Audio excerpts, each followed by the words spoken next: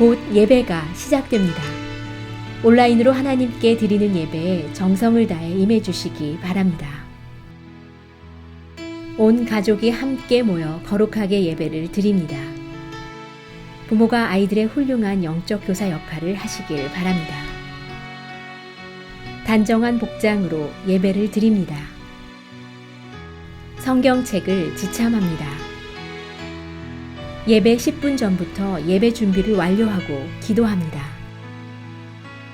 올바른 자세로 모든 순서에 정성을 다해 참여합니다. 핸드폰보다는 TV나 컴퓨터 모니터로 예배를 드립니다. 예배에 집중하여 하나님의 은혜를 기대합니다. 헌금은 정성껏 준비해서 우편으로 보내시거나 직접 교회 사무실 헌금함에 봉헌합니다.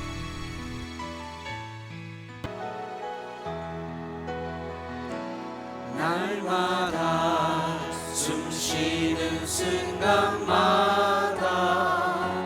내 앞에 어려운 일 보내 주님 앞에 이 몸을 맡길 때 슬픔 없네 두려움 없네 주님의 자비로운 손길 항상 좋은 것 주시도다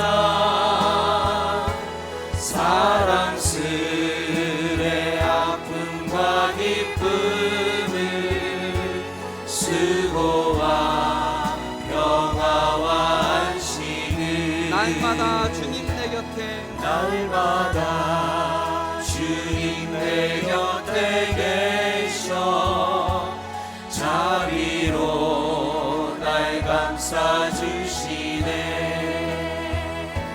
주님 앞에 이 몸을 맡길 때 힘주시네 위로함 주네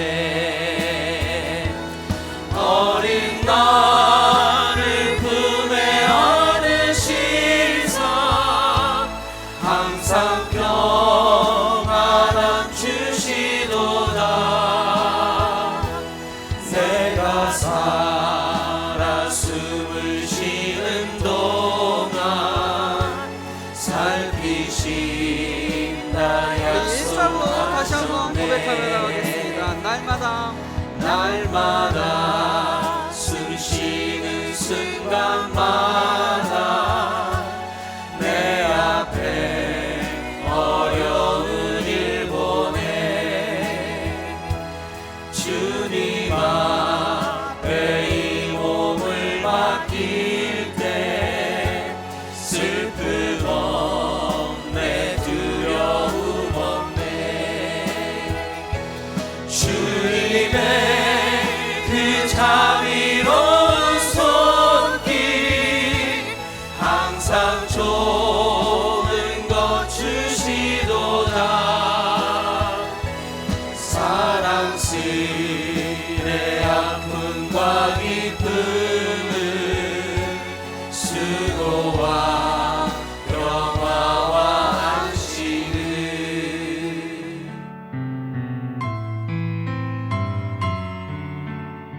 참 좋으신 나의 하나님, 주님의 성전을 사모하며 함께 예배드리고 주님의 형제자매들이 함께 교제하며 말씀을 나누며 소그룹으로 모이고 친교실에서 함께 교제하던 때가 그리워지는 요즘입니다.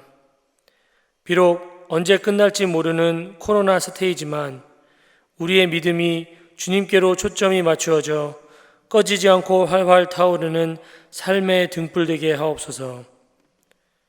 때로는 교회의 생활과 멀어진 삶의 연속으로 인해 주님과 멀어지지 않을까 걱정하게 되지만 모세가 광야에서 방황할 때 떨기나무에 불이 되어 찾아오셨던 것처럼 야곱이 홀로 있을 때 천사를 보내주신 것처럼 늘 주님은 우리가 찾기만 하면 계시는 분임을 알고 그 마음으로 하루하루를 은혜 안에 살게 하옵소서. 불안한 마음에 평안을 허락하시고 불평 속에 감사를 주시고 겸손함으로 서로를 돌아보며 크리스천으로서 이 시기에도 은혜를 나누는 아름다운 삶이 되게 하옵소서. 돌아보면 지금까지 지내온 것이 모두 주님의 은혜입니다.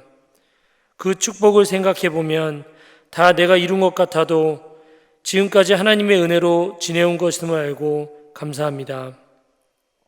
그러한 마음으로 앞으로의 삶도 주님께 맡기오니 주님께서 목자 되시어 그 길을 인도하시는 그 길을 따르는 온전한 양 되게 하옵소서.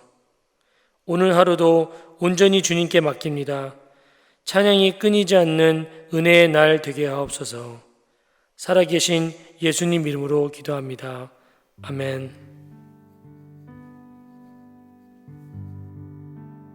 오늘 우리에게 주시는 하나님의 말씀은 로마서 4장 9절부터 17절입니다. 함께 봉독하시겠습니다. 그런즉 이 복이 할례자에게냐 혹은 무할례자에게냐 무릇 우리가 말하기를 아브라함에게는 그 믿음이 의로 여겨졌다 하노라. 그런즉 그것이 어떻게 여겨졌느냐 할례시냐 무할례시냐 할례시가 아니요 무할례시니라. 그가 할례의 표를 받은 것은 무할례시의 믿음으로 된 의를 인친 것이니 이는 무할례자로서 믿는 모든 자의 조상이 되어 그들도 의로 여기심을 얻게 하려 하심이라. 또한 할례자의 조상이 되었나니 곧 할례받을 자에게뿐 아니라 우리 조상 아브라함이 무할례시에 가졌던 믿음의 자취를 따르는 자들에게도 그러하니라. 아브라함이나 그 후손에게 세상의 상속자가 되리라고 하신 언약은 율법으로 말미암은 것이 아니요 오직 믿음의 의로 말미암은 것이니라. 만일 율법에 속한 자들이 상속자이면 믿음은 헛것이 되고 약속은 파기되었느니라. 율법은 진노를 이루게 하나니 율법이 없는 곳에는 범법도 없느니라. 그러므로 상속자가 되는 그것이 은혜에 속하기 위하여 믿음으로 되나니 이는 그 약속을 그 모든 후손에게 굳게 하려 하심이라. 율법에 속한 자에게 뿐만 아니라 아브라함의 믿음에 속한 자에게도 그러하니 아브라함은 우리 모든 사람의 조상이라. 기록된 바 내가 너를 많은 민족의 조상으로 세웠다 하심과 같으니 그가 믿은 바 하나님은 죽은 자를 살리시며 없는 것을 있는 것으로 부르시는 이시니라. 아멘. 오늘 하나님의 말씀은 로마서 4장 9절부터 17절의 말씀으로 확신의 삶이라는 주제로 여러분과 하나님의 말씀을 나누기 원합니다. 우리가 삶을 살 때 많은 결정들을 하게 되지요. 그리고 중요한 결정을 하게 될 때 우리가 필요한 것이 무엇이겠습니까? 확신이라는 것이 필요합니다. 이 일을 추진해야 하는 그 일에 대한 목적과 이유가 분명해야 되고, 그리고 그 일을 성취하고자 하는 나의 의지가 확고하고 또 그 일을 반드시 이루겠다는 그리고 자신감이 확신이 있어야 된다는 것이죠. 그래서 우리가 어떠한 일을 추진하거나 어떠한 일을 결정할 때는 꼭 이러한 확신이라는 것이 필요합니다. 이러한 확신이 없다면, 그리고 어떠한 일이나 어떠한 목적을 이루기 위한 그 목적을 위해서, 목표를 위해서 내가 하고자 하는 일이 불분명하거나 확신이 없다면 한번 재고를 해보아야 합니다. 그리고 다시 한번 생각해 보는 것이죠. 이것이 내가 확신이 있어 하는 결정인가를 꼭 생각해 보아야 합니다. 우리는 인생을 살 때 어떠한 삶을 살아야 하겠습니까? 바로 이러한 확신 있는 삶을 살아야 합니다. 하나님께서는 우리에게요, 이 확신을 주시기 위해서 언약이라는 것을 허락하여 주셨습니다. 우리에게 언약을 주셨지요. 그리고 예수 그리스도를 통해서 부활의 확신과 구원의 확신을 허락하여 주셨습니다. 우리가 구약의 말씀을 보면요, 하나님께서 이스라엘 민족들을 위하여 언약을 주셨죠. 또 율법과 규례를 허락하셔서 하나님께서 그들을 통제하기 위한 그러한 목적으로의 율법과 규례를 주신 것이 아니라 그들을 다스리고 통치하시고 인도하시고 축복하기 위해서 하나님께서 율법과 규례를 허락하셨다는 것입니다. 다시 말하면요, 율법과 규례를 주신 이유는 율법과 규례를 이스라엘 민족들이 지키며 또 하나님을 섬기며 또 하나님의 역사하심과 보호하심과 그리고 축복하심을 그들이 경험하였다는 것입니다. 하나님은 이처럼 이스라엘 민족에게 그리고 하나님을 믿는 모든 이들에게 하나님은 확신이라는 것을 주시고자 하셨다는 것이지요. 하나님께서 너의 민족을 창대케 하시고 너의 민족을 축복하시고 너의 민족을 하나님께서 인도하여 주시겠다는 그런 확신을 하나님은 언약을 통해서 우리에게 주셨다는 것입니다. 언약이라는 것은 이처럼 하나님께서 우리에게 믿음의 확신을 주시고자 세우신 우리를 향한 하나님의 약속이라는 것이지요. 믿음의 여정을 살아갈 때 우리가 제일 조심해야 될 것이 무엇이겠습니까? 우리가 신앙생활하면서 우리가 조심해야 될 것이 무엇일까요? 우리가 주의를 하고 조심해야 될 것은 부정적인 생각을 하는 것을 조심해야 됩니다. 하나님을 믿는 자들에게요, 부정적인 생각을 한다는 것은 하나님의 능력과 역사하심을 부정하는 일과 같다고 저는 믿습니다. 이 사역자들과 목회자들과 그리고 성도들 또 믿는 예수 그리스도를 믿는 모든 이들이 조심하고 유의하여야 할 것은 바로 이 assume하는 거예요. assume이 영어로 보면요, 한국말로 해석을 하면 가정하는 것이죠. 이렇게 될 것이라고 가정하는 것입니다. 저희 사부 청년부 예배에서도 제가 이 부분에 대해서 말씀을 함께 나누었지만 이 assume하는 것, 이 부정적인 생각을 하는 것을 피하여야 하고 조심하여야 합니다. assume을 한글로는 가정하다라고도 하지요. 앞으로 있을지 모르는 일에 대해요, 이미 결정하고 결론을 내어버리는 그런 경우가 상당히 많습니다. 한 예로요, 예입니다. 예를 들어서 수련회가 앞으로 2주 후에 있는데 그 날씨를 보니까요, 수련회 일정에 비가 온다는 일기예보가 뜬 거예요. 수련회를 준비해온 그 인도자들이 그날 비가 억수로 온다고 그러니까 아마 많은 사람들이 수련회에 참여하기가 어려울 거예요 라고 이렇게 assume하는 거죠. 가정해서 예상해 보는 겁니다. 이렇게 assume해서요, 결정을 내어버리는 거예요. 비가 억수로 오니까 수련회에 많이 참여 못할 거야 라는 그런 가정을 하는 거죠. 이게 부정적인 생각을 하는 것입니다. 여러분, 다윗과 골리앗의 얘기를 우리는 너무나도 많이 들었습니다. 그리고 그 얘기에 대해서 너무나도 잘 알고 많은 감명을 저희가 받게 되지요. 블레셋 군인 이 장신인 거의 키가 3m 정도 됐다고 그러니까 저의 한 2배 정도 되는 것 같아요. 그렇게 장신의 골리앗이 블레셋 군인 이 골리앗이 전쟁에 나와서 이스라엘 군사들을 무시를 하고 모욕을 하게 됩니다. 거기에 더 나아가서요, 하나님을, 이스라엘 민족들이 믿는 하나님을 모욕을 합니다. 이 전쟁의 영웅과 같이 여겨졌던 이 블레셋의 이 골리앗을 그 누구도 이스라엘 진영에서는요, 나와서 싸우기를, 그와 대항해서 싸우기를 원하지 않았죠. 성경에 보면요, 40일 동안 이 골리앗이 이스라엘 민족과 하나님을 모욕하였다고 설명합니다.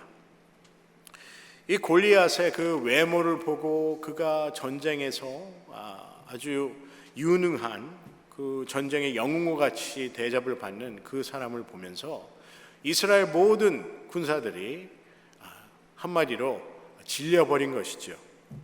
다들 assume했어요. 어떤 assume을 했지요? 어떤 assume을 했냐면 어떤 가정을 하게 됐죠. 싸워봐야 목숨만 잃을 것이 뻔하다. 골리앗과 싸워봐야 질 것이 뻔하다고 다들 생각하였습니다. 아주 상당히 부정적인 생각이죠. 사울 왕 자신도 이러지도 못하고 저러지도 못하는 상황입니다. 그때 다윗이 전장에 있는 자신들의 그 전쟁에 참여한 형들에게 음식을 가져다 주러 갔다가 이 상황을, 이 광경을 목격하게 되는 것이지요.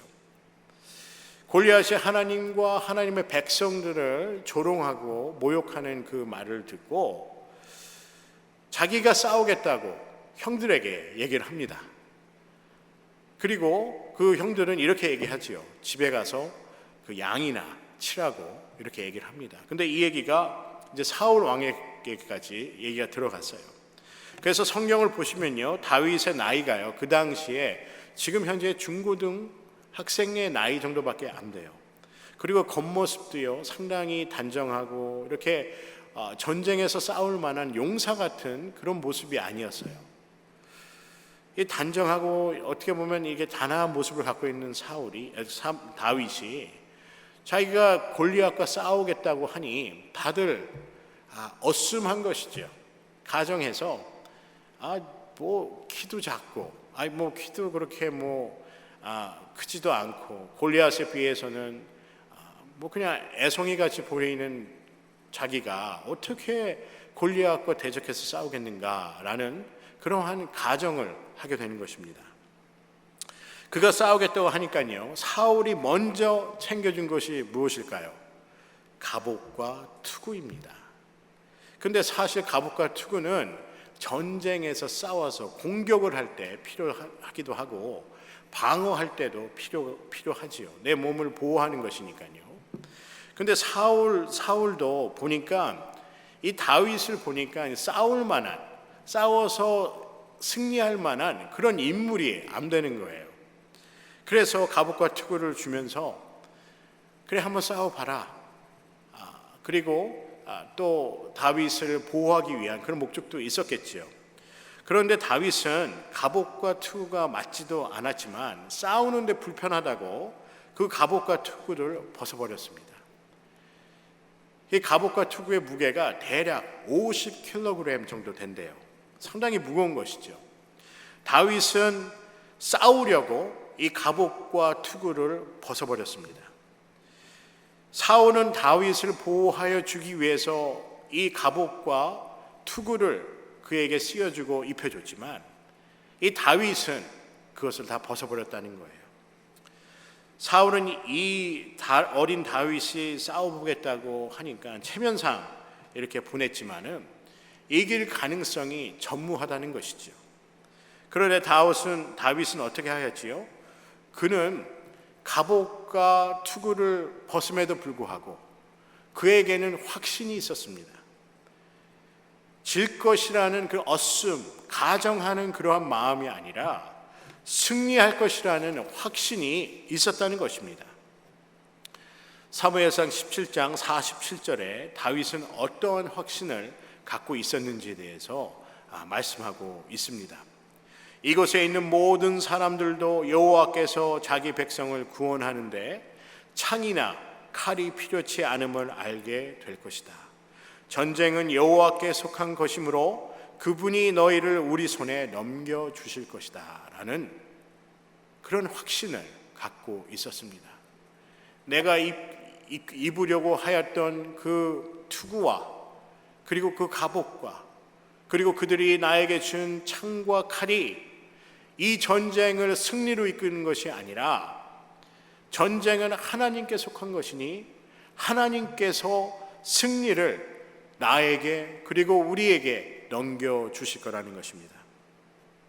여러분, 갑옷과 투구를 벗어버린 다윗은 이 골리앗의 목을 적군과 이스라엘 군사들 앞에서 베어버리게 됩니다. 그래서요, 이 지도자라는 것이 중요한 것 같아요. 이 다윗은, 그 어린 다윗은 이 왕이 될 만한, 한 나라의 지도자가 될 만한 그러한 제목이었다는 것이에요.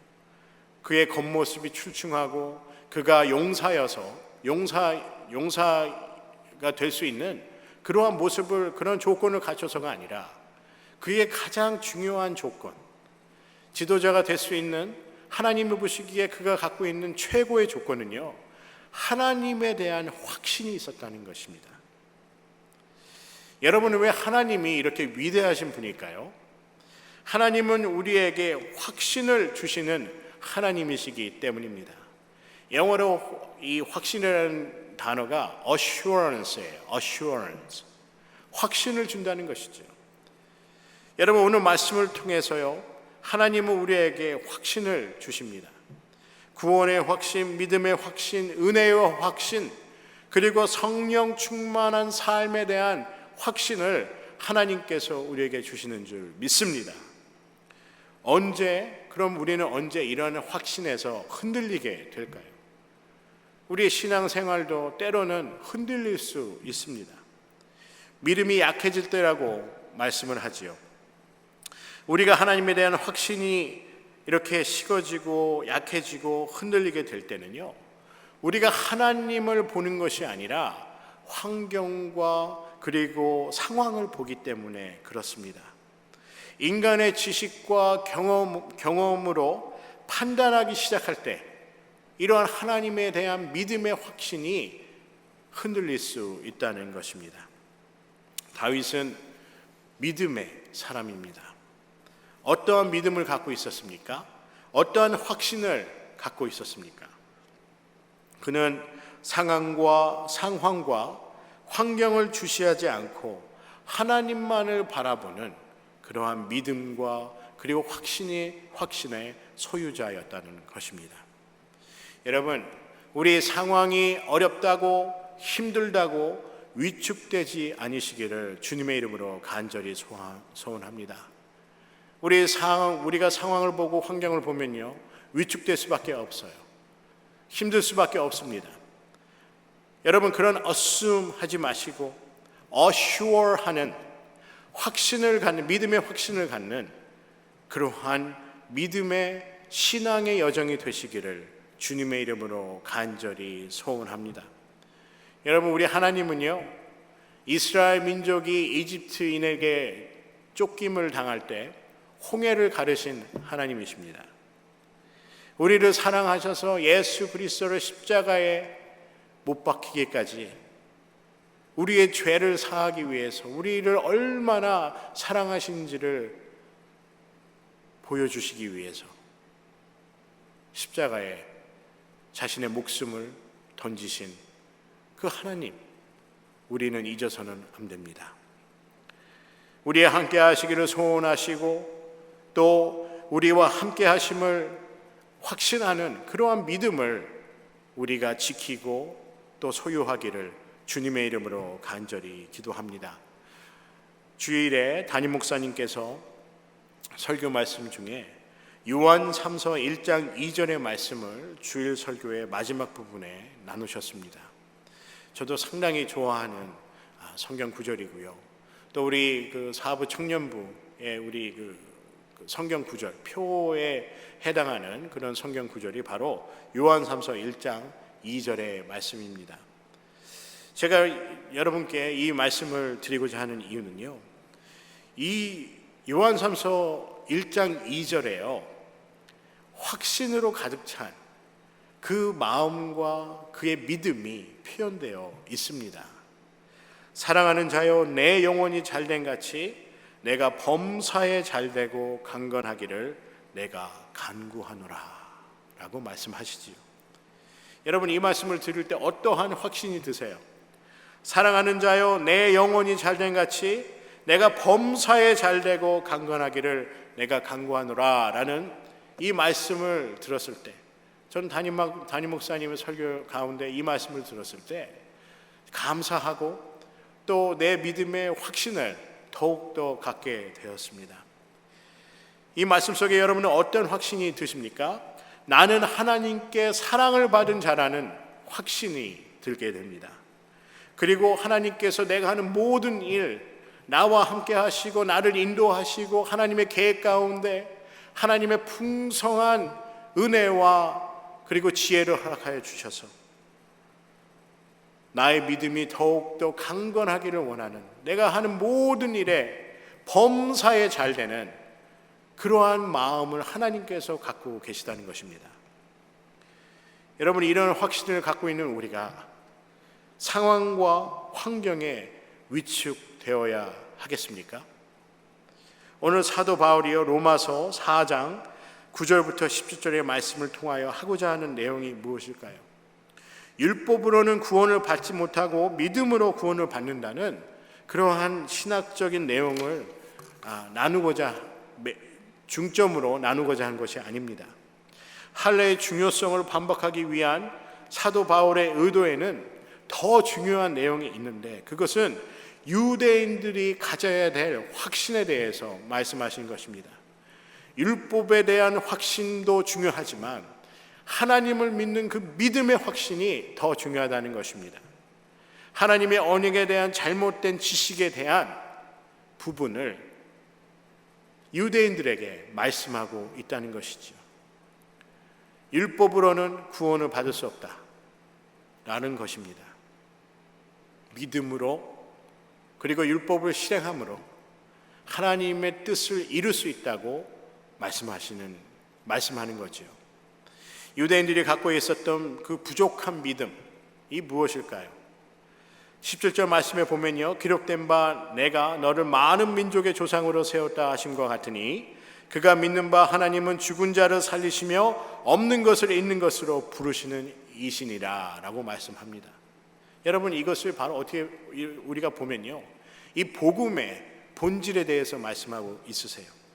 하나님께서 말씀하신 그 믿음의 확신의 결과가 무엇입니까? 죽은 자를 살리는 것이라 말씀합니다. 이것이 바로 하나님께서 우리에게 주시는 언약이라는 거예요. 죽은 자를 살리겠다 하시는 그것이 바로 하나님의 언약이라는 것입니다. 믿음의 확신은 죽음에서 우리를 새 소망과 새 하늘로 우리를 인도하여 주시는 줄 믿습니다. 우리의 삶이 불확신하고 그렇게 어스움하는, 가정하는 부정적인 생각을 하는 그런 삶이 아니라, 우리가 어떠한 상황에서도 어떠한 환경에서도 하나님께 주신 그 믿음의 확신을 갖고, 구원의 확신을 갖고 믿음의 충만한 삶을 살아가기를 주님의 이름으로 간절히 소원합니다.